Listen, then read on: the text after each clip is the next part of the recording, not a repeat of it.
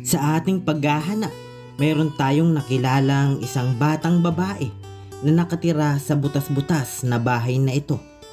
Meron naman siyang mama at papa, ngunit hindi sapat ang kanilang kita para sa kanilang magkakapatid. Kaya pinagkakasya na lang nila ang maliit na kita para mabuhay at meron silang makain sa araw-araw.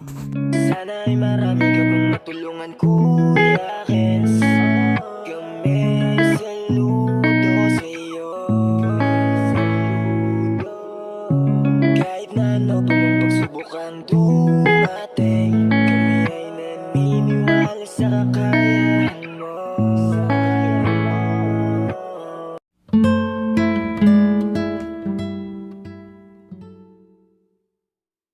Isang maliwalas na umaga sa ating lahat, mga kalingap. Ngayong umaga na to, mga kalingap, ay mag-i-scout ulit tayo ng mga kababayan natin na pwede natin mapaabutan ng tulong. Ayan po. Sa mga di pa po dyan nakapag-subscribe kay Kuya Kens TV, pa-subscribe naman po. At syempre, palaging salamat sa ama ng kalingap, Kuya Bal Santos Matubang, at sa kanyang may bahay po, Ate Edna Vlog, at sa kanilang anak, Kalingap Rab. Ayun po, mga kalingap, samahan nyo ako. Tara. Sana ay marami ka pang matulungan, Kuya Kens. Kami saludo sa iyo. Kahit na ano pa mang pagsubukang dumating, kami ay naniniwala sa kakayahan mo. Sige, iyak mo lang ang bigat na nararamdaman.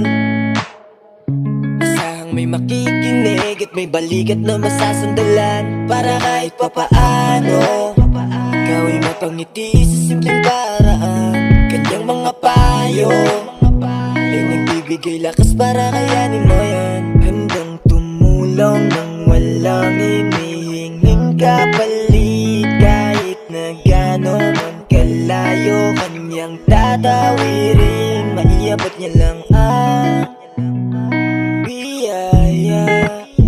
ang nalulungkot man ay ati dahil ligaya, kumakatok sa bawat tahanan para maipamahagi lang ang pag-asa.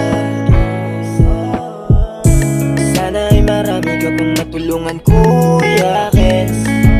Kami ay saludo sa iyo. Kahit na ano pa mang pagsubukang dumating, kami ay naniniwala sa kakayahan mo. Buti na lang merong katulad mo, hindi nagdadalawang isip na tulungan ang mga nangangailangan. Ayan po, mga kalingap, at meron po tayong nakita dito, isang bahay po, mga kalingap po, at butas-butas na rin po yung bubong. Ayan o, ayan, grabe mga kalingap, butas-butas na rin po. At puntahan po natin yung nakatira, mga kalingap. Hello po te, ikaw po dito yung nakatira? Ilang taon ka na po? 15? Ay, nag-aaral ka pa? Yung bahay nyo, no, butas-butas na rin. Yung mga kalingap po, yung bahay nila, oh. Butas-butas na po, mga kalingap. Ano yung source of income nyo? Kung ano lang yung kaya. Ito, mga kalingap, nagluluto siya ng talong. Ayan. Ako si Kuya Kens TV. Kasamahan po kami ni Kuya Bal Santos Matubang, Ate Edna Vlog at Kalingap Rab po. Nag-aaral ka pa po? Ano pong pangalan? Ronilyn S. Abarca po. Ronilyn. Ayan, si Ate Ronilyn, mga kalingap. Ikaw lang ba dito ngayon? Nakatira? Asan yung mama mo? Nandun po nagtatrabaho. Ano yung trabaho niya? Nandun po lang sa site. Yan po sa ano, sa Permanente po? O bihira lang? permanent po, kaso saan po delay ang Sahod? Hindi pa rin sapat? Tapos may 4 na anak po. Yung papa mo, anong trabaho? Construction lang po. Construction po. Grabe mga kalingap. May mga pagkakataon ba na naranasan nyo na hindi kumain? Opo. Naranasan nyo din po na minsan hindi kumain? Opo. Minsan nga po pagaling pa walang pera si mama. Opo. Hindi na po kami napasok. Grabe mga kalingap. Hindi natin nakalain mga kalingap sa ganitong sitwasyon pala.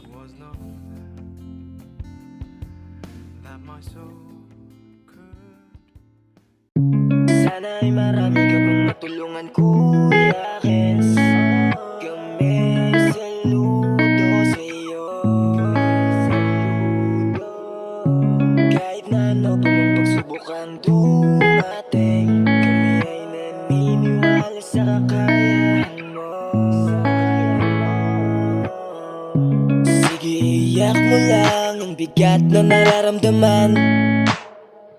Asahang may makikinig at may balikat na masasandalan. Ayun po mga kalingap, maraming salamat po sa panood ng aking video ngayon. Pasensya na po kayo mga kalingap at hindi po natin natapos ma-interview at malaman yung kwento ng ating nakapanayam ngayon kasi nalubat po yung cellphone natin at nandito na po tayo ulit sa lighthouse. Ayan.